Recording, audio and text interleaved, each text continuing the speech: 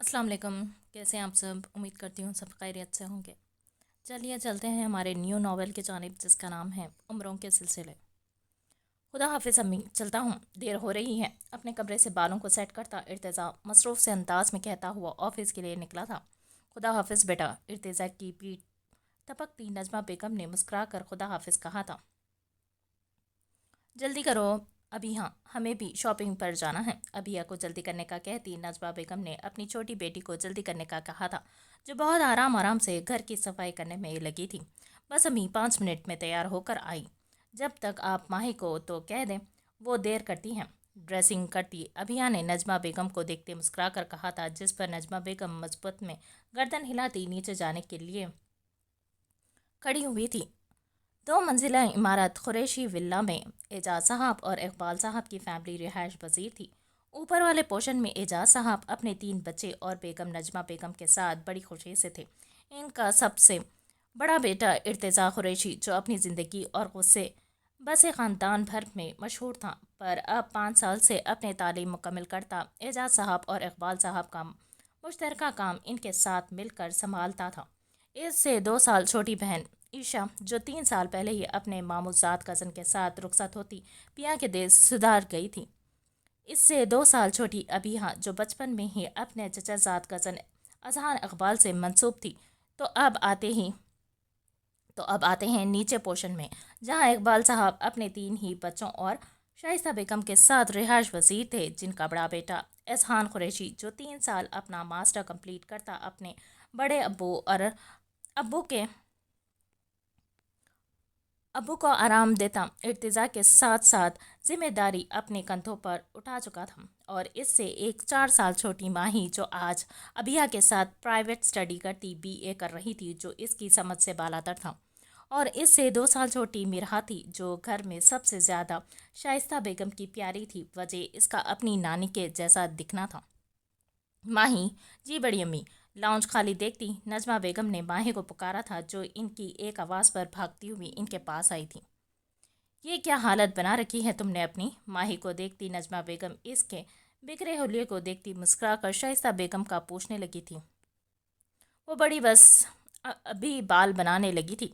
हाथों से अपने बिखरे बाल सेट करती माही ने सर झुकाते कहा था, जिस पर वो मुस्कुराई थी। शाइस्ता नज़र नहीं आ रही, कहाँ है बड़ी अम्मी? वो अम्मी तो अपने कमरे में हैं। रुके, मैं बुला देती हूँ। नहीं, रुको माही, तुम जाकर तैयार हो जाओ, मार्केट जाना है। मैं खुद चली जाऊंगी शाइस्ता के पास। जी बड़ी अम्मी। माही को शर्मिंदा होते देखकर इसके सर पर हाथ रखती नजमा बेगम ने नरमी से मुस्कुराहट लबों पर सजाते हुए शाइस्ता बेगम का पूछा था, जिस पर वो इन्हें बुलाने का कहती जाने के लिए मुड़ी थी, पर नजमा बेगम ने इसे तैयार होने का कहता खुद जाना मुनासिब समझा था, जिस पर वो मुस्बत में गर्दन आती खुशी से झूमती तैयार होने के लिए गई थी। मुझे पिंक कलर का भी लेना है अम्मी। ईद की शॉपिंग के लिए मार्केट आई माही ने अपनी पसंद का रंग देखते ही बुलंद आवाज में कहा था, जिस पर शाइस्ता बेगम ने इसे घूर कर देखा था। माही आहिस्ता, यह हमारा घर नहीं है। शाइस्ता बेगम को माही की तरफ से गुस्से से देखते हुए देखकर अभिया ने इसके कान में सरगोशी नुमा कहा था, जिस पर वो मुंह बिगाड़ती चुप हुई थी। माही बेटा, ये देखो कैसा है। ये माही की लटकी हुई शक्ल देखती नजमा बेगम ने इसका मूड बहाल करने की कोशिश करते इसकी पसंद का सूट उतरवाया था। वाह अम्मी, ये सच में बहुत प्यारा है। माही, हमें एक ड्रेस एक जैसा लेना था ना, ये ले लेते हैं, क्यों बड़ी अम्मी? नजमा बेगम की बात समझती अबिया ने मुस्कुरा कर माही का ध्यान ड्रेस की तरफ करते हुए कहा था, जिसे सामने काउंटर पर फैले फ्रॉक को देखकर चहकी थी। भाभी, ये बहुत महंगा हो जाएगा। इसका क्या है, रहने दे। नहीं शाइस्ता, जिसमें बच्चे खुश वो ही सही है, ज़्यादा भी महंगा नहीं है। माही की पसंद का ख्याल रखती नजमा बेगम के करीब होती शाइस्ता बेगम ने ड्रेस की कीमत देखते परेशान हुई थी, जब नजमा बेगम ने शाइस्ता बेगम के हाथ पर हाथ रखते तहम्मुल से कहा था, जिस पर शाइस्ता बेगम ने फक्त गर्दन हिलाई थी। जल्दी जल्दी देख लो लड़कियों, घर जाकर इफ्तारी की भी तैयारी करनी है, आज तो गर्मी भी बहुत है। अभी और माही को कपड़े चॉइस करते देख नजमा बेगम ने जल्दी करने का कहा था। امی مرہا کے لیے یہ والا لے لیتے ہیں، بہت پیارا ہے، دیکھے اپنی چھوٹی بہن کے لیے ہلکی پھلکی ایمبرائڈری والا اسکائی بلو کلر کی ڈریس پسند کرتی ماہی نے شائستہ بیگم کو دکھایا تھا، جس پر وہ مسکرا کر لینے پر راضی ہوئی تھی۔ یہ کیا لے کر آئے ہیں آپی میرے لیے؟ آپ مرہا کی آج اکیڈمی سے لیٹ گھر آئی تھی۔ جب افطاری سے فارغ ہوتے ہی وہ بے چینی سے شاپنگ بیگز کھولتے اپنے لیے آئے ڈریس دیکھتی بولی تھی، کیا برائی ہے اس میں؟ اپنی پسند کردہ ڈریس کی بے حرمتی پر ماہی کو صدمہ لگا تھا۔ کتنا پیارا تو ہے مرہا، نہیں مجھے یہ کلر نہیں لینا تھا، مجھے میری دوستوں کے ساتھ ٹیوننگ کرنی ہے۔ مرہا کی بات پر ساتھ بیٹھے ابھیا نے اسے سمجھایا تھا جب مرہا مدعے پر آئی تھی۔ یہی امی دیکھ لیں اپنی پیاری بیٹی کو۔ مرہا کی بات پر چسکا لیتی ماہی نے فروٹ چاٹ کا باؤل گود میں رکھتی شائستہ بیگم کو دیکھتے کہا تھا، جس پر جب سے خاموش شائستہ بیگم نے پہلے ماہی اور پھر مرہا کو دیکھا تھا۔ مرہا اب جو آ گیا ہے وہی ٹھیک ہے، امی ایک ڈریس تو میری پسند کا لے دے۔ مرہا کی چلتی زبان کو شائستہ بیگم کی آواز نے روکا تھا جب وہ معصوم سی شکل بناتی شائستہ بیگم کے پاس بیٹھتی بولی تھی، اچھا ٹھیک ہے، کل بھائی کے ساتھ جا کر لے آنا۔ مرہا کی معصوم سی شکل دیکھتی شائستہ بیگم نے مسکرا کر حامی بھری تھی۔ السلام علیکم امی۔ السلام علیکم بڑی امی۔ آفس سے لوٹتے اذہان نے سب کو لاؤنج میں بیٹھے دیکھ کر وہاں آتے بلند آواز میں سلام کیا۔ وعلیکم السلام، ارتضیٰ نہیں آیا تمہارے ساتھ؟ اذہان کو دیکھ کر شائستہ بیگم اور نجمہ بیگم نے ہم آواز میں سلام کا جواب دیا تھا۔ جی بڑی امی، آیا تو ساتھ ہی ہے پر وہ آ گیا۔ ارتضیٰ یار یہاں آ جاؤ، سب یہی موجود ہیں۔ نجمہ بیگم کے سوال پر لاؤنج کے داخلی دروازے پر نظر ڈالتے اذہان نے ارتضیٰ کو سیڑھیاں چڑھتے اپنے پوشن میں جاتے دیکھ کر آواز دی تھی، جس پر وہ زبردستی مسکراتا ہوا لاؤنج کی طرف بڑھا تھا، اور وہیں ارتضیٰ کو آتے دیکھ کر ماہی منہ بناتی رخ موڑ گئی تھی۔ ان کو بلانے کی کیا ضرورت تھی؟ تم کیوں ایسے شرما کر بے حال ہو رہی ہو؟ بھائی نہیں دیکھ رہے تمہیں؟ منہ ہی منہ میں بڑبڑاتی ماہی نے شرم سے سر جھکا کر بیٹھی ابھیا کو دیکھ کر اسے ٹوکا تھا۔ ماہی چلو کمرے میں چلتے ہیں۔ ہاں چلو چلتے ہیں۔ ماہی کو خفگی سے گھورتی ابھیا نے اسے وہاں سے چلنے کا کہا تھا، جس پر ارتضیٰ کی موجودگی سے بیزار سے شکل بناتی ماہی منٹ مانی تھی۔ ماہی جاؤ بھائیوں کے لیے پانی لے کر آؤ۔ اور ارتضیٰ بیٹا کیسا رہا دن؟ ماہی کو اٹھتے دیکھ کر شائستہ بیگم نے اسے پانی لانے کا کہا تھا، جس پر ماہی نے آنکھوں سے انہیں اشارہ کرتے انکار کیا تھا، پر سامنے بھی شائستہ بیگم تھی، ماہی میڈم کی ماں، اسے سختی سے جانے کا کہتی ارتضیٰ سے مخاطب ہوئی تھی۔ اذان بھائی پانی ٹرے میں پانی کا گلاس رکھے۔ ماہی نے مسکرا کر اذہان کو پانی دیا تھا، پر اس کے برعکس وہ بغیر ارتضیٰ کی طرف دیکھے بدتمیزی سے بولی تھی، نہیں چاہیے۔ ماہی کی بدتمیزی نوٹ کرتے ارتضیٰ نے پانی پینے سے منع کیا تھا، جس پر وہ پیر پٹکتی ہوئی بیٹھ گئی تھی۔ کیا کھایا افطاری میں بھائی آپ نے؟ ارتضیٰ کی خاموشی نوٹ کرتی ابھیا نے اپنی شرم جو سائڈ کرتے ہوئے پوچھا تھا۔ وہی جو تم ابھی کھا رہی ہو موٹی۔ ابھیا کے پوچھنے پر مسکرا کر اسے دیکھتے ارتضیٰ نے مذائقہ کہا تھا، کیا یہ فروٹ چاٹ میں کھا رہی؟ ماہی کھا رہی ہے بھائی؟ ہاں ہاں ہاں۔ اذان کے سامنے ارتضیٰ کے موٹی کہنے پر ابھیا کو اتنا برا نہیں لگا تھا جتنا اسے ماہی کا ہنسنا لگا تھا، جو ابھیا کی عزت افزائی پر خوش تھی۔ جب ہی غصے سے ماہی کو گھورتی ابھیا نے دانت دباتے ہوئے کہا تھا، جس پر مسکراتے ہوئے اذان کو اس وقت آنے والا اپنا کہکا روکنا مشکل لگا تھا، پر وہ اپنے لب دباتا سر جھکا گیا تھا۔ اتنا کھاتی ہے، جاتا کہاں ہے؟ خیر مجھے کیا؟ ایک نظر ابھیا کو گھورتی نازک سی ماہی کو دیکھتے ارتضیٰ نے دل میں سوچا، پھر خود ہی اپنی سوچ کو درگزر کرتا نفی میں گردن ہلاتا اٹھ کھڑا ہوا تھا۔ کہاں جا رہے ہو ارتضیٰ؟ امی تھک گیا ہوں، آرام کروں گا کچھ دیر۔ ارتضیٰ کو جانے کے لیے تیار دیکھ نجمہ بیگم نے مسکراتے ہوئے پوچھا تھا، جس پر وہ ایک نظر سب پر ڈالتا بولا تھا، ابو کہاں ہیں؟ نظر نہیں آ رہے، اور بڑے ابو بھی کہیں نظر نہیں آ رہے۔ घर में एजाज साहब और इकबाल साहब की काफ़ी देर से गैर मौजूदगी नोटिस करते अजहान ने पूछा था। वॉक पर गए हम, आते ही होंगे, ये सब उठाओ, अजहान को जवाब देती शाइस्ता बेगम ने माही और अबिया को सामान समेटने का कहा था। भाभी आप कहाँ जा रही हैं? बैठे, मैं चाय बनवाती हूँ। नजमा बेगम को उठते देखकर शाइस्ता बेगम ने इन्हें रोकने के लिए कहा था। अभी हाँ यहाँ काम में लगी, मैं जाकर इत्तिजा से खाने का पूछ लूँ। वो तो कहेगा भी नहीं। शाइस्ता बेगम को मुस्कुरा कर देखती नजमा बेगम फिक्र से गोया हुई थी। तुमने क्या कसम खाई है माँ का मुंह का काला कराने की? माही सबके चलते जाने के बाद किचन में आती शाइस्ता बेगम किचन की सफाई करती माही पर बरहम हुई थी। अब मैंने क्या कर दिया अम्मी? शाइस्ता बेगम के गुस्से करने पर वो नासमझी से इन्हें देखती हुई बोली थी। कोई तमीज़ है तुम्हें? अरे कहाँ होगी, माँ ने तो ये तुम्हें कोई सिखाई नहीं। अम्मी आप गुस्सा क्यों कर रहे हैं? बताएं भी क्या कर दिया मैंने? माही के अनजान बनने पर शाइस्ता बेगम का पारा मजीद हाई हुआ था। जब इनके गुस्से की वजह समझने की कोशिश करती माही ने फिर से पूछा था।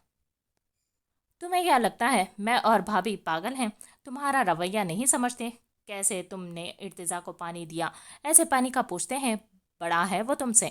तुम्हारी बदतमीजी की वजह से इस बच्चे ने पानी भी नहीं पिया। माही के पूछने पर शाइस्ता बेगम मुद्दे पर आते गुस्से से मुसलसल माही को घूरते हुए बोली थी। जब अपनी कारस्तानी पकड़े जाने पर माही सर झुका गई थी। ज़रूर भाभी भी नाराज़ हुई होंगी तुम्हारी वजह से माही, क्यों तुम रिश्ते ख़राब करने पर तुली हो?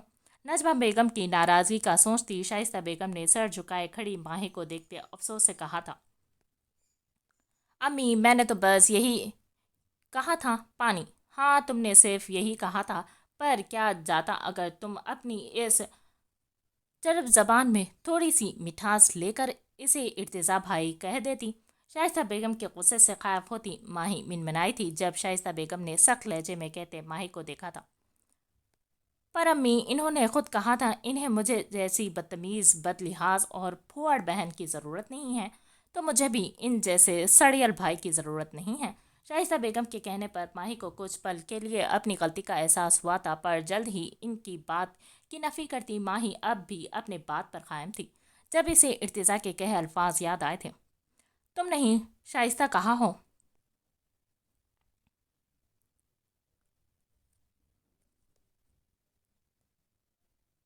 अभी वो माही को कुछ और कहती कि घर में दाखिल होते इकबाल साहब ने इन्हें पुकारा था। आई तुम्हें तो मैं बाद में देखती हूँ। जब जब आते हैं फसाद पैदा करके चले जाते हैं, फसादी कहीं के। इकबाल साहब के पुकारने पर माही को वार्न करती शाइस्ता बेगम किचन से गई थी। जब इन्हें जाते देखकर माही ने गुस्से से शेल्फ में बर्तन रखते इर्तिजा को कोसा था। अभी यहाँ इसे हम इसके साथ डिवाइड करेंगे। इर्तिजा मेरे कमरे में आओ, कुछ बात करनी है तुमसे। जी अब्बू। ऑफिस से लौटते ही इर्तिजा का अभिया को पढ़ाना मामूल था। जब ही वो अभिया को पढ़ाने में मसरूफ़ था जब एजाज साहब ने इसे बुलाया था। तुम जब तक ये हल करो मैं आता हूँ। अभिया को सवाल हल करने का कहता इर्तिजा एजाज साहब के कमरे में जाने के लिए खड़ा हुआ था। अंदर आ जाऊं अब्बू? एजाज साहब के कमरे के अध खुले दरवाजे से अंदर झांकते इर्तिजा ने इजाज़त तलब की थी। आ जाओ इर्तिजा। जी अब्बू। कहें क्या बात थी? एजाज साहब की इजाज़त देते पर कमरे में आते इर्तिजा ने अदब से अपने दोनों हाथ बांधते हुए पूछा था। बैठ जाओ, आराम से बात करते हैं। तुम्हारी माँ चाय लेने गई हैं, आ जाए, इसका कुछ इंतज़ार कर लेते हैं। इर्तिजा को बैठने का कहते एजाज साहब सोच में डूबे थे। सब ठीक है अब्बू, कोई मसला तो नहीं? एजाज साहब की मुसलसल खामोशी इर्तिजा को परेशान कर रही थी। जब नजमा बेगम कमरे में दाखिल हुई थी। ये ले आपकी चाय। लो इर्तिजा बेटा चाय लो। अब बताएं क्या बात है? एजाज साहब और इर्तिजा को चाय देती नजमा बेगम ने बेकरारी पूछा था, जिस पर एजाज साहब एक नज़र इर्तिजा को देखते फीका सा मुस्कुराए थे। आगे के बारे में क्या सोचा है तुमने? बरखुरदार। जी अब्बू। चाय की सिप लेते एजाज साहब ने बगौर सामने बैठे अपने बेटे को देखते हुए पूछा था, जिस पर इर्तिजा नासमझी से इन्हें देखा था। भाई आगे ज़िंदगी में कहाँ करना चाहते हो? शादी का कोई इरादा है? शादी करनी है या नहीं? فی الحال شادی کا کوئی ارادہ نہیں ہے ابو، ارتزا کے سوال پر افسوس سے گردن ہلاتے اعجاز صاحب نے صاف صاف بات کرتے پوچھنا چاہا تھا۔ جب اعجاز صاحب کی بات بیچ میں کاٹتا بغیر ان کی پوری بات کا مقصد سمجھے ارتزا نے شادی سے صاف انکار کیا تھا، جس پر اعجاز صاحب کی باتوں کو سمجھنے کی کوشش کرتی نجمہ بیگم نے پہلے اپنے بیٹے اور پھر خاموشی سے ہاتھ میں پکڑے چائے کے کپ کو دیکھتے اعجاز صاحب کو دیکھا تھا۔ مطلب تم اپنی بات پر قائم ہو، تمہیں شادی نہیں کرنی کبھی بھی؟ نہیں، میں نے یہ کب کہا کہ میں کبھی شادی نہیں کروں گا؟ بس فی الحال شادی کرنے کا میرا کوئی ارادہ نہیں ہے ابو، ارتزا کے جواب پر مایوس ہوتے اعجاز صاحب نے لفظوں پر زور دیتے ہوئے کہا تھا، جس پر نجمہ بیگم نے بیچ میں بولنا چاہا تھا جب اعجاز صاحب نے انہیں خاموش رہنے کا اشارہ کیا تھا۔ ٹھیک ہے، اگر یہی تمہاری مرضی ہے تو ٹھیک ہے، اب ہر کوئی تمہارے انتظار میں تو بیٹھنے سے رہا، جا سکتے ہو، تم کام کرو اپنا۔ ارتزا کے انکار پر اعجاز صاحب کا دل ٹوٹا تھا۔ وہ جو سمجھتے تھے کہ آج ان کے سمجھدار بیٹے سمجھداری کا مظاہرہ کرتے اپنے فیصلے سے ہٹ جائے گا، ہر اسے آج بھی پچھلے 10 سال پہلے کے فیصلے پر قائم دیکھ کر انہیں مایوسی ہوئی تھی۔ ارتزا، ایک بار سوچ لو بیٹا، یہ جذباتی فیصلے بہت تکلیف دیتے ہیں۔ میں فیصلہ کر چکا ہوں امی، اب سوچنے کا سوال پیدا نہیں ہوتا۔ ارتزا کے انکار پر خود کو نہ روک پاتی نجمہ بیگم نے ارتزا کو سمجھانا چاہا تھا، جب ارتزا سنجیدگی سے کہتا بات ختم کرتا اٹھ کھڑا ہوا تھا۔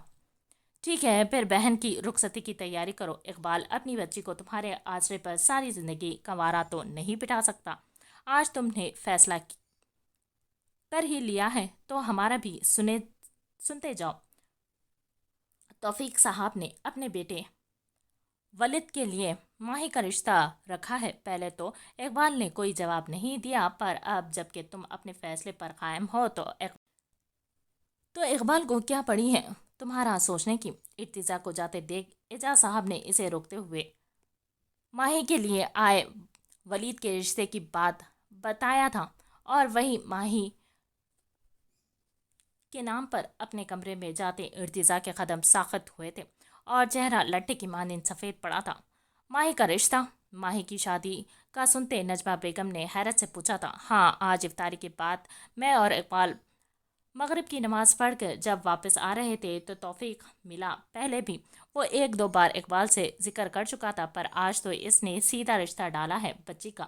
خاموشی سے سر جھکائے ارتزا کو دیکھتی نجمہ بیگم نے اعجاز صاحب سے پوچھا تھا، جب انہوں نے آج شام توفیق صاحب ہوئی گفتگو بتائی تھی، جسے سنتے ارتزا نے سختی سے لب بھینچے تھے۔ پر ماہی تو ابھی پڑھ رہی ہے شادی۔ ارتزا کی دلی کیفیت سمجھتی نجمہ بیگم نے نیا شوشہ چھوڑا تھا۔ جب ارتزا نے سرخ آنکھوں سے ایک نظر اپنی ماں کو دیکھا تھا جو اسے ہی دیکھ رہی تھی۔ ٹھیک ہے ابو، مجھے کچھ کام ہے آفس کا۔ اپنے دل پر کڑے پہرے لگاتے ارتزا نے اس وقت خود کو منظر سے غائب کرنا مناسب سمجھا تھا، جب ہی وہ بغیر کچھ بھی سنے اپنی کہتا چلا گیا تھا۔ دیکھ لیا اپنے بیٹے کو تم نے؟ آج نجمہ بیگم، تمہیں تو لگتا تھا کہ وہ ماہی سے ہی شادی کرے گا، پر جو تمہارا بیٹا تمہارے اور میرے منہ پر صاف منع کر گیا ہے، اب کیا کہو گی؟ ارتزا کا انکار اعجاز صاحب کو تکلیف میں مبتلا کر گیا تھا۔ پچھلے 2 سال سے مسلسل آتے ماہی کے رشتوں کو وہ یہ کہہ کر ٹال چکے تھے کہ ارتزا ہی ماہی سے شادی کرے گا، پر اب جب ماہی 20 سال کی ہو چکی تو اقبال صاحب اور شائستہ بیگم دن بدن اپنی بیٹی کے لیے پریشان رہنے لگے تھے۔ جب آج اللہ پاک نے ان کی یہ پریشانی کا حل نکالا تھا اور ولید جیسے سمجھدار اور سلجھے ہوئے لڑکے کے رشتہ ماہی کے لیے آیا تھا، جب اعجاز صاحب نے آج اقبال صاحب کو کوئی بھی فیصلہ لینے سے پہلے ایک بار ارتزا سے بات کرنے کا کہا تھا، جب اس کے جواب نے تربیت اور محبت پر پشیمان ہوئے تھے۔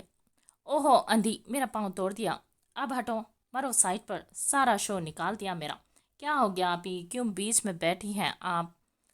لے دیکھ لیں آپ کا ڈرامہ۔ فجر کی نماز پڑھ کر سوئی مرحا کی آنکھ گھر میں تیز والیوم میں چلتے ٹی وی پر کھلی تھی، جس پر وہ خود کو گھسیٹتی لاؤنج میں پہنچی تھی، جب بے دھیانی میں چلتی مرحا ٹی وی لاؤنج کے بیچوں بیچ فرش پر پھیل کر بیٹھی مارننگ شو دیکھتی ماہی کے پیر پر چڑھ گئی تھی، جس پر تکلیف اور غصے سے ماہی اس پر چلائی تھی، کیوں آئی کمرے سے باہر جا کر سو جاؤ، روزہ ہے نا تمہارا؟ شو میں कमर्शियल आते ही माही ने काउच पर लेटे के अंदाज में बैठी मिरहा को घूर कर देखा था। ऐसा बोले आप ही, कुछ तो एहसास करे। रोजा है मेरा, सर में दर्द हो जाएगा। माही के चिल्लाने पर कानों पर हाथ रखती मिरहा ने दुहाई दी थी, जिस पर माही इसके एहसास दिलाने पर चुप हुई थी। क्या हो रहा है भाई,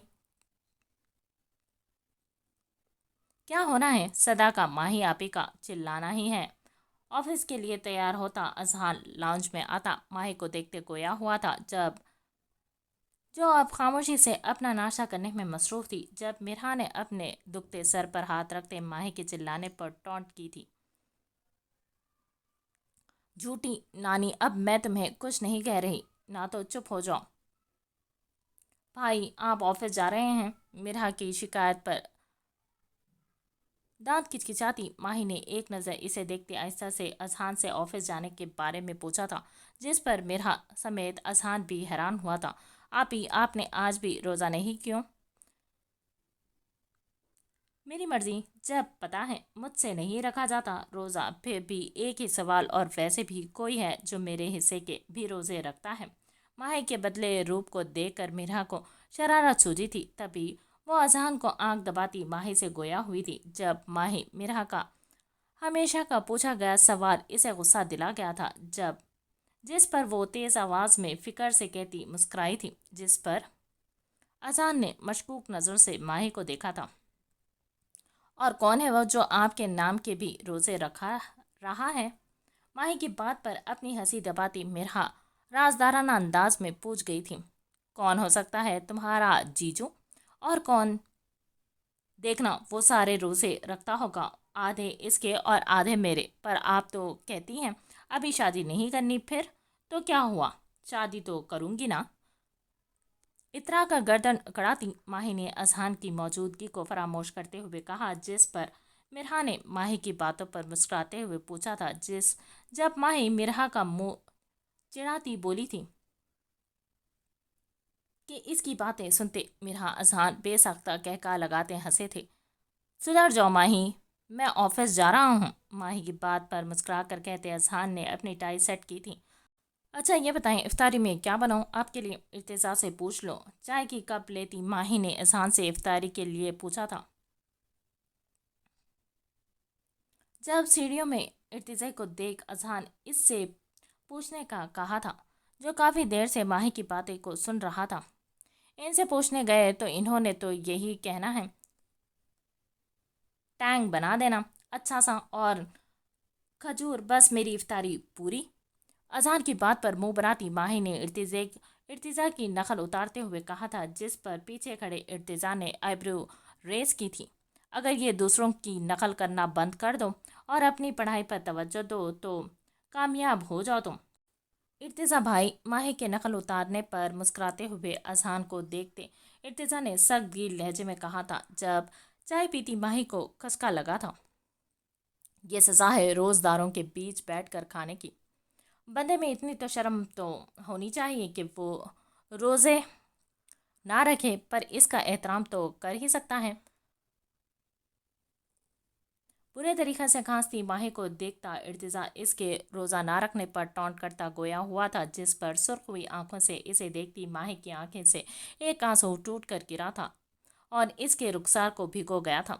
माही, गहरे सांस लो। माही की आंखों से गिरते आंसू देखकर इर्तिजा को अब सही मायनों में परेशानी हुई थी। जब आगे बढ़ते इर्तिजा ने इसकी पीठ रब करते अजहान को दूर करते हुए एक जोरदार थप्पड़ मारा था, जब अजहान ने माही को ठीक होते देख इसे गहरे सांस लेने का कहा था। भाई आपका मोबाइल? क्या हुआ है माही को? जल्दी में ऑफिस के लिए आता इर्तिजा अपना मोबाइल ऊपर ही भूल आया था, जिसे देने के लिए अभी आ नीचे आई थी, पर वहाँ सबको माही के गिर्द जमा देकर फिक्र से गोया हुई थी। तुम्हारे भाई का जहर है। सांस बहाल होते ही माही ने इर्तिजा को खुद से दूर करते नम लहजे में कहा था। क्यों आते हैं आप हमारे पोषण में? अपने घर रहा करें, मैं भी तो नहीं आती आपके पोषण में। जब देखो मुंह उठाकर आ जाते हैं और कुछ भी बोलने लगते हैं। हाँ, मैं नहीं रखती रोजे, पर इससे आपको क्या? क्यों हर वक्त मुझे पर टॉन्ट करते रहते हैं? मुझे कहते हैं میری زبان زیادہ چلتی ہے اور خود جب سے آئے ہیں چپ ہوئے ہیں۔ ماہی: کیوں بھائی، ہر بار میں ہی کیوں چپ رہی؟ یہ ہوتے ہی چپ، پتہ نہیں میں نے ان کا کیا کھا لیا ہے جو یہ ہر وقت مجھے کھانے کا تیار رہتے ہیں۔ غصے اور تکلیف سے سرخ ہوئی آنکھوں سے ارتضا کو دیکھتی ماہی نے اپنی کل رات شائستہ بیگم کی ڈانٹ اور غصے کا حساب وہ اس وقت برابر کرنے لگی تھی جس پر ماہی کے لیے پریشان ارتضا اس بالش بھر کی لڑکی کی چلتی زبان سن کر حیران تھا کہ ابھی ماہی کچھ کہتی کہ اذہان نے اسے روکنے کی کوشش کی تھی، پر ماہی پر تو نہ جانے کس چیز کا جنون سوار تھا کہ وہ بس ارتضا کی خاموشی کا فائدہ اٹھاتی اسے سنانے میں مصروف تھی۔ ہو گئی تمہاری بکواس، مجھے لگا تکلیف میں ہو اسی لیے مدد کر دی، پر مگر تم جیسی بدتمیز لائق نہیں ہے کہ کوئی بھی تمہارے لیے پریشان ہو یا تمہاری مدد کرے۔ ماہی کی چلتی زبان کو ارتضا کی گرجدار آواز نے بریک لگائی تھی۔ جب ماہی کی سمت قدم بڑھاتے ارتضا نے لفظوں پر زور دیتے ہوئے کہا تھا، جس پر ماہی نے ارتضا کی سرخ آنکھوں سے خوف زدہ ہوتی ماہی نے 2 قدم پیچھے لیے تھے۔ ارتضا جانے دو یار، بچی ہے، یہ شادی کی عمر ہو گئی ہے اس کی، اب بھی بچی ہے، یہ تو میرا کیا ہے۔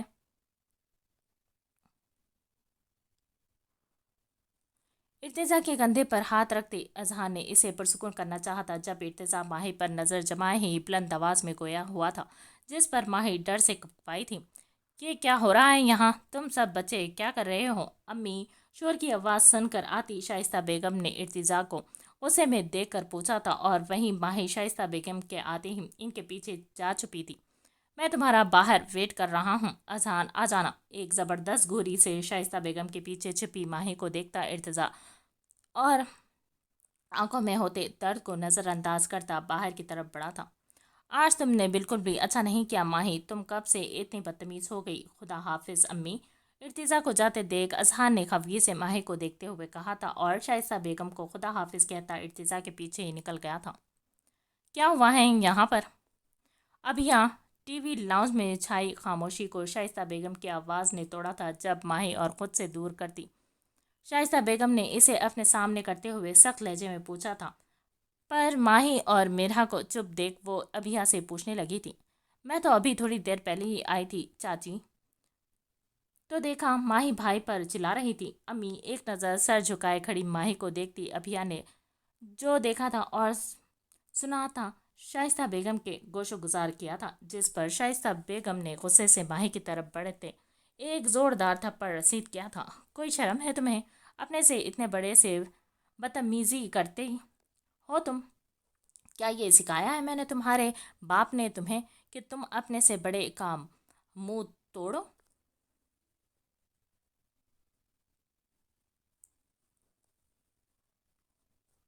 غصے میں سناتی شائستہ بیگم نے روتی ہوئی ماہی کو دیکھا تھا۔ دفع ہو جاؤ ماہی، اور جب ارتضا گھر واپس آئے تو معافی مانگ لینا ورنہ اچھا نہیں ہوگا تمہارے لیے۔ امی! وہ بھی بس جو کہا ہے وہ کرو۔ خود پر ضبط کرتی شائستہ بیگم نے اس وقت ماہی کو اپنی نظروں کے سامنے سے ہٹ جانے کہا تھا جب ماہی نے کچھ کہنے کے لیے زبان کھولی تھی، پر شائستہ بیگم کے غصے بھری آواز پر وہ روتی ہوئی وہاں سے بھاگ گئی تھی۔ یا اللہ، کیا کروں میں اس لڑکی کا؟ ماہی کے جاتے ہی شائستہ بیگم غصے سے اپنا سر پکڑ کر بیٹھی تھی۔ آج انہوں نے زندگی میں پہلی بار ماہی پر ہاتھ اٹھایا تھا جو انہیں تکلیف میں مبتلا کر رہا تھا۔ ماہی بیٹا، ماہی! آپی ابو کب سے آپ کو بلا رہے ہیں۔ اقبال صاحب کے پکارنے پر دبک کر سطر میں چھپتی ماہی کا بلینکٹ کھینچتی مرحا نے اسے جانے کا کہا تھا۔ مرحا، ابو غصے میں ہیں نا؟ وہ مجھے ڈانٹنے کے لیے بلا رہے ہیں نا؟ ارتضا سے سب کے بیچ میں بدتمیزی سے پیش آنے کی وجہ سے وہ پہلے ہی شائستہ بیگم سے کافی ڈانٹ اور تھپڑ کھا چکی تھی۔ جبھی اقبال صاحب کے بلانے پر وہ اپنی شامت کا سوچتی سونے کی کوشش کرنے لگی تھی جب مرحا نے کمرے میں آتے اس کی یہ کوشش ناکام کی تھی۔ یہ تو آپ کو ارتضا بھائی سے بدتمیزی کرنے سے پہلے سوچنا چاہیے تھا آپی۔ آپ کیا ڈرنا؟ میں نے ایسا بھی کیا کہہ دیا جو سب کو برا لگ رہا ہے، اور وہ جو ہر روز میری بے عزتی کرتے ہیں، اس کا کیا؟ ماہی کی ڈر سے پتلی ہوئی حالت دیکھتی مرحا مسکراتے ہوئے گویا ہوئی تھی، जब माही ने डाम लहजे में कहते वापस ब्लैंकेट ओढ़ा था। माही, सुनाई नहीं देता तुम्हें? तुम्हारे अब्बू कब से बुला रहे हैं तुम्हें, और तुम यहाँ इसे बुलाने आई थी और इसके साथ बातों में लग गई हो। कमरे में आती शाइस्ता बेगम ने माही और मिरहा की बातें सुन ली थी, जिस पर वो पहले माही और फिर मिरहा को गुस्से से देखती गोया हुई थी। अम्मी, कसम ले ले, दोबारा कभी ऐसा नहीं करूँगी, बल्कि इर्तिज़ा भाई के आते ही इनसे माफ़ी मांग लूँगी। आज बचा ले प्लीज़ अम्मी। शाइस्ता बेगम के आगे हाथ जोड़ती माही ने कसम खाई थी कि वो अब कभी भी इर्तिज़ा से बदतमीज़ी नहीं करेगी, मगर ये तो अब खुदा बेहतर जानता था वो कितनी अपनी ज़बान पर कायम रहने वाली थी। ठीक है, जबकि जब देखेंगे, अभी जाओ वरना तुम्हारे अब्बू यहीं आ जाएंगे। माही को रोहन सा होता देखकर शाइस्ता बेगम ने इस्बात में सर हिलाते इसे जाने का कहा था। जब माही एक मदद तलब नजर अपनी माँ और बहन पर डालती टीवी लॉन्च में बैठे इकबाल साहब के पास जाने लगी थी। या अल्लाह, ये इर्तिज़ा नामी शैतान मेरी ज़िंदगी से कब निकलेगा? तो रमज़ान करीम में सब मुसलमानों का शैतान बंद कर देता है, पर मेरी ज़िंदगी का शैतान क्यों नहीं बंद किया? अल्लाह पाक आज अबू से बचा ले, कल रोज़ा रख लूँगी, चाहे फिर मेरी रोज़े में जान ही क्यों ना चली जाए। बार बार पीछे मुड़कर देखती माही शाइस्ता बेगम के आने की यकीन दहानी कर रही थी, पर इन्हें अपने पीछे ना आते देखकर वो दिल ही दिल में इर्तिज़ा को सुनाती अल्लाह से दुआ करने लगी थी कि वो आज बच जाए। वो इसे मुश्किल लग रहा था, तभी बचने की दुआ करती माही ने वो करने की ठानी थी जो वो पूरे 23 रोज़ों में सिर्फ 5 बार कर चुकी थी, मतलब रोज़े रखना माही बीबी के लिए इतना मुश्किल था जितना मुश्किल पानी पर पानी लिखना। अस्सलाम वालेकुम अब्बू, मरी मरी आवाज़ में सलाम करती माही नज़रें ज़मीन पर जमाए बोली थी। वालेकुम सलाम। कहाँ थी माही? तुम कब से आवाज़ें दे रहा हूँ तुम्हें। टीवी का वॉल्यूम बंद करते इकबाल साहब ने माही को सामने बैठने का इशारा करते हुए संजीदगी से पूछा था, जिस पर माही ने डर से इनकी तरफ देखा तक नहीं था। वो अब्बू, अब्बू मैं बस आ रही थी। वो मैं इकबाल साहब के संजीदा चेहरे पर नज़र डालती माही के जमा हुए हिम्मत जवाब दे गई थी और इसकी आवाज़ में नमी घुलने लगी थी। रो क्यों रही हैं मेरी बेटी? मैंने क्या कह दिया? इधर आओ मेरे पास। माही की आंखों से मोटे मोटे आंसू गिरते देखकर इकबाल साहब ने नरमी से कहते इसे अपने पास बुलाते इसे गले से लगाया था। और वहीं टीवी लाउंज में पहले से मौजूद एजाज साहब भी माही के रोने पर परेशान हुए थे। अबू, मैं दोबारा नहीं करूँगी। क्या नहीं करूँगी? क्या हुआ है माही? बदतमीज़ी? किससे की तुमने बदतमीज़ी बेटा? आपको नहीं पता क्या? इकबाल साहब के सीने से लगते ही रोते हुए माही मिनमिनाई थी। जब इसकी बात ना समझते इकबाल साहब ने हैरानगी से पूछा था, और वही इनके पूछने पर माही का सोचा हुआ दिमाग जाग उठा था। वहीं इनके पूछने पर माही का सोया हुआ दिमाग जाग उठा था। हाँ, कुछ नहीं अब्बू, कुछ भी नहीं। आपने किसी लिए बुलाया था? इकबाल साहब के कुछ भी ना जानने पर अंदर ही अंदर खुश होती माही ने अपने आंसू साफ करते इकबाल साहब से बुलाने की वजह पूछी थी। मुझे तुमसे एक बहुत ज़रूरी बात करनी है, बल्कि मुझे ही नहीं तुम्हारे बड़े अब्बू को भी करनी है तुमसे बात। माही के पूछने पर मुस्कुराकर इसे देखते इकबाल साहब ने बराबर वाले काउच पर बैठे एजाज साहब की तरफ इशारा करते हुए कहा था, जिस पर माही ने हैरत से इन्हें देखा था, जिन्हें शायद वो डर में देख नहीं पाई थी। जी जी बड़े अब्बू। माही बेटा, मैंने और इकबाल ने मिलकर तुम्हारे लिए एक फ़ैसला किया है और उम्मीद करते हैं हमारी बच्ची इस फैसले का मान रखेगी। कैसा फैसला बड़े अब्बू? माही को अपनी तरफ सवालिया नज़रों से देखते एजाज साहब ने दिल में पुख्ता इरादा करते माही से बात का आगाज़ किया था। जब इनकी गहरी बातों को ना समझ पाती माही ने इन्हें नासमझी से देखा था।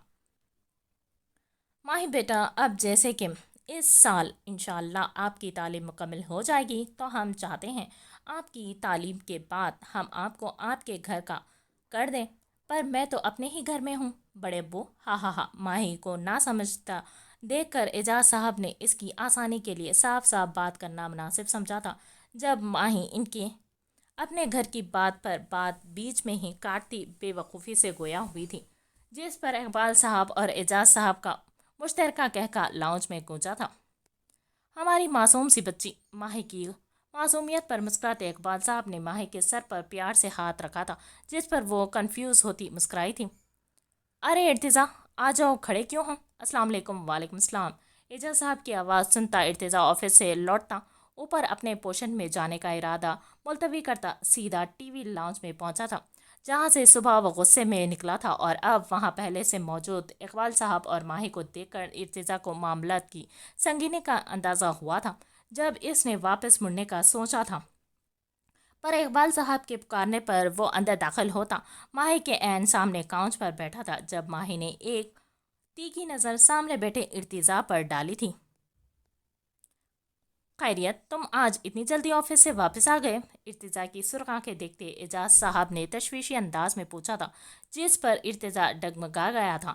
اب وہ انہیں کیا بتاتا؟ کل رات سے ماہی کی رشتے کا سن کر نیند تو جیسے ارتضیٰ پر حرام ہوئی تھی۔ رات بھر جاگنے کی وجہ سے آج صبح سے ہی اس کے سر میں شدید درد تھا۔ جب ماہی سے اس کی مدبھیڑ ہوئی، سارا دن آفس میں کام کرتے اس کی تکلیف میں مزید اضافہ ہوا تھا۔ اس پر روزہ ہونے کی وجہ سے وہ کوئی پین کلر بھی نہ لے سکا تھا۔ تبھی وہ گھر لوٹا تھا۔ کچھ نہیں ابو، بس تھوڑا سا سر درد تھا، سوچا آرام کروں گا تو ٹھیک ہو جائے گا، اسی لیے۔ کیا بات تھی ابو، بتائیں؟ اعجاز صاحب کی طرف دیکھتے ارتضیٰ نے ضبط سے مٹھیاں بند کرتے زبردستی مسکراتے ہوئے کہا تھا، جس پر ماہی ایک خاموش نظر ارتضیٰ کی سرخ آنکھوں پر ڈالتے اقبال صاحب سے پوچھنے لگی تھی۔ ماہی بیٹا، میرے دوست یاد ہے نا آپ کو، توفیق، جو ہمارے گھر بھی آیا کرتے تھے؟ ہاں ہاں ابو، توفیق انکل، وہی نا جو چھوٹے ہوتے جب بھی ملتے آتے تھے میرے لیے چاکلیٹ لے کر آتے تھے؟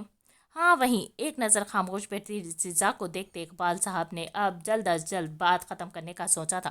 جب انہوں نے لفظوں کا چناؤ کرتے ماہی کو توفیق صاحب کے بارے میں بتایا تھا، جس پر وہ چند ہی منٹوں میں انہیں پہچان گئی تھی، جبکہ ارتضیٰ نے سختی سے اپنی آنکھیں بند کی تھیں۔ آج پھر وہ آپ کے لیے چاکلیٹ لائے ہیں؟ نہیں، کہہ دیں اب میں بڑی ہو گئی ہوں۔ انہیں کہہ دیں اب میں بڑی ہو گئی ہوں، چاکلیٹ نہیں لیتی۔ اقبال صاحب نے ماہی کو خوش ہوتے دیکھ کر اسے بتانا چاہا تھا، جب وہ ہمیشہ کی طرح بیچ میں بولی تھی، جس پر اعجاز صاحب مسکرائے تھے۔ اسے پتا ہے اب آپ بڑی ہو گئی ہوں، اسی لیے وہ اب آپ کے لیے چاکلیٹ نہیں، رشتہ لے کر آیا ہے، اپنے بیٹے ولید کا۔ ماہی کی ناسمجھی پر مسکراتے ہوئے اعجاز صاحب نے ارتضیٰ کو دیکھتے ہوئے ماہی کے آگے توفیق صاحب کا لایا رشتہ کا ذکر کیا تھا۔ جب ارتضیٰ نے سختی سے اپنے جبڑے بھینچے تھے، اس کی یہ حالت دیکھتے اعجاز صاحب کو کچھ عجیب لگا تھا۔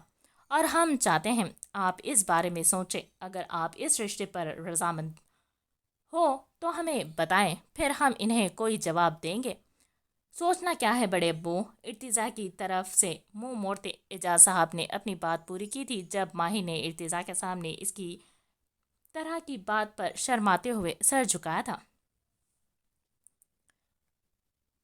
یہی کہ ہم انہیں ہاں کہیں یا پھر نہ کر دیں؟ ماہی کے پوچھنے پر اعجاز صاحب نے تامل سے کہتے ارتضیٰ میں جیسے جان پھونکی تھی۔ جب ارتضیٰ نے سر اٹھاتے سامنے بیٹھی ماہی کو دیکھا تھا، جو اپنے رشتے کی بات پر شرم سے سر جھکائے ہوئے تھی۔ مجھے کیا کہنا ہے بڑے ابو، جو آپ کا اور ابو کا فیصلہ وہی میرا۔ مجھے فخر ہے میری بیٹی پر۔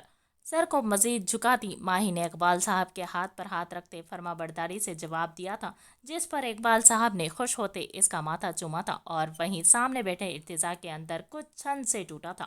وہ جو یہ امید لگائے بیٹھا تھا کہ ماہی انکار کر دے گی، پر اس کے اقرار پر جیسے ارتضیٰ کو اپنا سانس لینا مشکل لگا تھا، اور وہ ایک دم اپنی جگہ سے اٹھا تھا۔ کہاں جا رہے ہو ارتضیٰ؟ جی ابو، اپنے کمرے میں۔ ارتضیٰ کو جاتے دیکھ کر اعجاز صاحب نے اسے روکا تھا۔ جب وہ اعجاز صاحب کی آواز پر رک تو گیا تھا، پلٹنے کی غلطی نہیں کی تھی۔ افطاری کے بعد مٹھائی لے آنا۔ جی ابو۔ ماہی کو دیکھتے اعجاز صاحب نے مسکراتے ہوئے ایک اور ضرب اپنے بیٹے کے زخمی دل پر لگائی تھی، پر سامنے بھی انہی کا بیٹا تھا، خود پر ضبط کے کڑے پہرے لگاتا مسکرا کر جذبات میں سر ہلاتے وہاں سے چلا گیا تھا۔ مجھے نہیں کرنی ماہی سے شادی، کر لے اس عزیز شادی، زیادہ شوق ہے اسے اس کے ساتھ رہنے کا تو جائے نا اس کے پاس، کیوں میرے پلے باندھ رہے ہیں امی آپ لوگ اسے؟ ارتضیٰ بیٹا بات تو سنو۔ غصے سے کمرے میں آتا 19 سالہ ارتضیٰ نے ڈریسنگ پر رکھا سارا سامان زمین پوز کیا تھا، جب اس کے پیچھے آئی نجمہ بیگم اپنے بیٹے کا غصہ دیکھ کر پریشان ہوئی تھی۔ کچھ نہیں سننا امی مجھے، وہ عزیز ایک آنکھ نہیں بہاتا، اور آپ کی اس لاڈلی کو وہ ٹھیک لگتا ہے، نہ تو جائے اس سے بنگنی کروا دیں اس کی، کل کو میرے سامنے آ کر کہیں گی مجھے تو عزیز پسند ہے آپ نہیں، پھر کیا کریں گے آپ لوگ؟ ایسا کچھ نہیں ہے ارتضیٰ، تم بچوں کی بات کو کہاں سے کہاں لے کر جا رہے ہو؟ بیٹا وہ بچی ہے، اور بچے تو ایسے ہی کہہ دیتے ہیں۔ نجمہ بیگم کو کچھ بھی بولنے کا موقع دیے بغیر ارتضیٰ کے جو منہ میں آ رہا تھا وہ بولنے لگا تھا۔ جب نجمہ بیگم نے اس کے پاس آتے اس کے منہ پر ہاتھ رکھا تھا، کہہ دیتے ہیں بس امی اس کی طرف داری کرنا بند کریں، جب دیکھے کچھ بھی ہو رہا ہو ماہی اور عزیز ہی پارٹنر بننے لگتے ہیں، اور آج تو حد ہو گئی، اسے اس کی دلہن بننا ہے اور اس کے ساتھ بھی جانا ہے۔ ٹھیک ہے کوئی بات نہیں، میں نے کہا بچی ہے پر بچی تو سب سے بڑی ہے۔ اس عزیز نے اسے تھپڑ مارا، وہ اسے برا نہیں لگا، میں نے ذرا عزیز کو کیا ہلکا سا دھکا دے دیا، وہ تو مجھے ہی مارنے لگی۔ میں نے اس کی سائیڈ لی اور وہ میڈم مجھ پر ہی چڑھ دوڑی، اور ابو کو کیا کہا، میں نے اسے مارا، جھوٹی کہیں کی۔ مجھے اب اس عزیز کے ساتھ ساتھ اس جھوٹی کی شکل بھی پسند نہیں، میں اس سے ہرگز شادی نہیں کروں گا۔ اور ابو میں نے کہا بھی ایسا کچھ نہیں، پر نہیں وہ سچی اور میں جھوٹا۔ سب کے موجودگی میں مجھے ڈانٹا، الگ تھپڑ بھی مارا۔ اس ماہی سے شادی کر کے ساری زندگی بے عزت نہیں ہو سکتا، کیونکہ جب ابو اب مجھ پر اس کے لیے ہاتھ اٹھا سکتے ہیں تو آگے بھی دیر نہیں کریں گے۔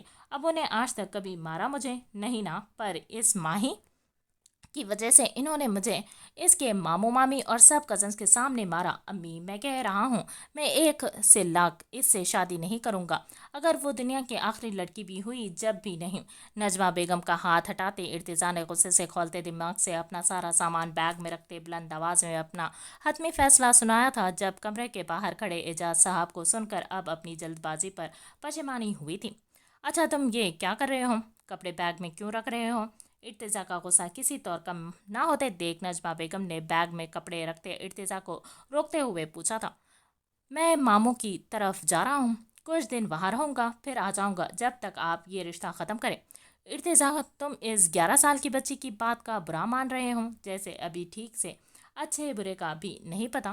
سب پتا ہے اسے امی، معصوم نہیں ہے وہ، چالاک لومڑی ہے۔ نجمہ بیگم کے پوچھنے پر وہ انہیں جواب دیتا واپس سے اپنا سامان رکھنے لگا تھا۔ جب نجمہ بیگم نے ایک بار پھر اسے سمجھانے کی کوشش کی تھی، پر ارتضیٰ پر تو جیسے کوئی جن سوار تھا ماہی سے رشتہ ختم کرنے کا۔ تم نے سوچا ہے تمہارے اس فیصلے سے تمہارے چاچا اور چاچی کو کتنا برا لگے گا؟ ارتضیٰ کی آج سب کی موجودگی میں ہوئی درگت پر نجمہ بیگم کو برا تو لگا تھا، تبھی وہ اس کے پیچھے آئی تھی جب ارتضیٰ نے انہیں دیکھتے ہی انہیں اپنا فیصلہ بتایا تھا، جسے سن کر نجمہ بیگم کو سالوں سے جڑے رشتے کو ٹوٹتے محسوس ہوئے تھے۔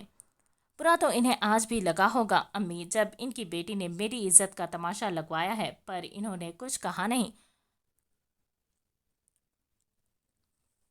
نہ مانتا ہوں، رشتہ ختم ہونے پر انہیں برا ہی نہیں بلکہ تکلیف بھی ہوگی، پر مجھے پتا ہے چاچو سمجھیں گے مجھے اور کچھ نہیں کہیں گے، اور اگر کچھ کہیں تو کہہ دیجیے گا، ارتضیٰ سے بات کر لیں، میں خود چاچو کو سمجھاؤں گا، اگر ناراض ہوں گے تو منا لوں گا۔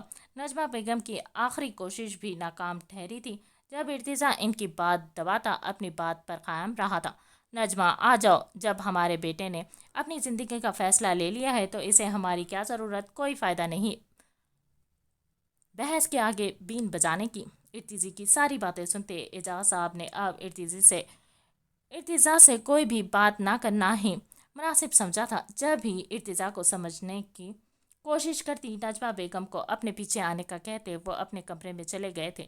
ارتضیٰ ایک بار سوچ لو بیٹا، پورے خاندان میں تمہاری اور ماہی کی نسبت کی بات پھیلی ہوئی ہے، آج سے نہیں ماہی کی پیدائش سے۔ اعجاز صاحب کی آواز پر ارتضیٰ اپنا سب کام چھوڑ کر سنجیدہ کھڑا ہوا تھا۔ جب نجمہ بیگم نے اعجاز صاحب کی بات مانتے جاتے ہوئے اسے ایک آخری بار سوچنے کا کہا تھا، جس پر ارتضیٰ نے لب بھیجتے سرخ آنکھوں سے اپنی ماں کو دیکھا تھا۔ فرشتے ہی ہوں گے جن کا ہوا عشق مکمل، انسانوں کو تو ہم نے صرف برباد ہوتے دیکھا ہے۔ کیوں اللہ پاک، اس نے کیوں ہاں کی؟ میں نے دیر کر دی، شاید بہت دیر۔ سرخ آنکھوں سے اپنے کمرے کی کھڑکی کھولے ڈوبتے سورج کی کرنیں دیکھتے ارتضیٰ کی آنکھوں میں نمی آئی تھی۔ اس کا کیا قصور ارتضیٰ، سب تمہارا خود کا کیا ہے؟ نہ تم 9 سال پہلے اس رشتے سے انکار کرتے، نہ آج تمہیں یہ دن دیکھنے کو ملتا۔ اب دیکھو اسے کسی اور کا ہوتے ہوئے۔ نہیں، وہ ازل سے ارتضیٰ قریشی کی ہے۔ ارتضا تم اسے خود سے دور نہیں جانے دے سکتے، ابھی بھی وقت ہے، جا کر بول دو۔ 9 سال پہلے جو تم نے کہا وہ غصہ تھا جو اب ختم ہوا۔ توڑ دو انا اور تھام لو ماہی کا ہاتھ، نہیں تو پھر دیکھتے رہو اسے کسی اور کو ہوتے ہوئے۔ کون ہے اپنے دماغ اور ضمیر سے ہوتی جنگ سے لڑتا ارتضا ڈور پر ہوتی نوک پر حواس میں لوٹا تھا۔ ارتضا بھائی، آپ کو نیچے ابو اور بڑے ابو بلا رہے ہیں۔ اقبال صاحب کے کہنے پر ارتضا جو بلانے کے لیے آئی، مرحا ایک پل کے لیے ارتضا کو دیکھ کر شاکر ہوئی تھی۔ جب ارتضا اپنے سامنے مرحا کو دیکھتے رخ موڑ گیا تھا اور ایک آنسو ٹوٹ کر نکلا تھا۔ مرحا بچہ، آپ چلو میں آتا ہوں۔ لمبا سانس کھینچتے ارتضا نے خود کو پرسکون کرتے ہلکا سا مسکرا کر مرحا کو دیکھتے ہوئے کہا تھا، جس پر وہ اس بات میں گردن ہلاتی ڈور واپس بند کرتی چلی گئی تھی۔ ابھی وقت ہے ارتضا، اور یہ وقت اس وقت سے تیرے حق میں ہے۔ روک دے سب۔ ایک نظر سورج کی طرف دیکھتا ارتضا دل میں پختہ ارادہ کرتا فریش ہونے کے لیے ڈریسنگ روم میں بند ہوا تھا۔